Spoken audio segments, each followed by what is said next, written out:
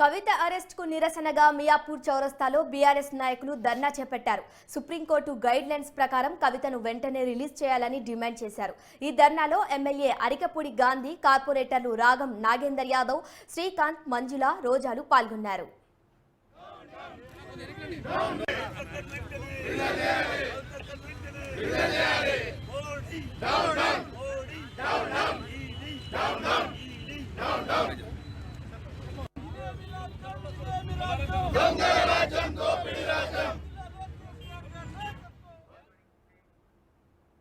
MLC Kalvakuntla Kavitha అరెస్టుకు నిరసనగా BRS party నేడు రాష్ట్ర వ్యాప్తంగా నిరసనలకు పిలుపునిచ్చింది.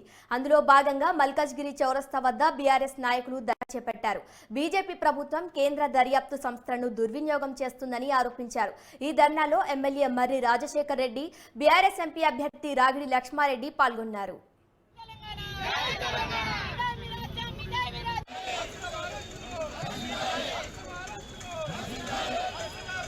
బీజేపీ పార్టీకి అర్థమైపోయింది, తెలంగాణ రాష్ట్రంలో మరి కేసీఆర్ గారు ముఖ్యమంత్రిగా ఉన్నప్పుడు ఎన్నో డెవలప్మెంట్ చేశారు కాబట్టి పేదవాళ్ళ గురించి అనుకోండి, అన్ని వర్గాల గురించి పనిచేసి 10 సంవత్సరాలలో జేజేలు అనిపించుకున్నాడు.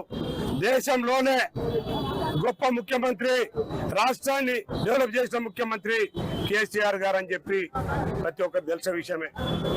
ఇది బీజేపీ వాళ్ళు జీర్ణించుకోకుండా వారు అన్యాయంగా, అక్రమంగా దొంగ కేసులు పెట్టి కవిత గారిని అరెస్టు చేయడం జరిగింది. ఎందుకంటే వాళ్ళు ఎంపీ ఎలక్షన్లలో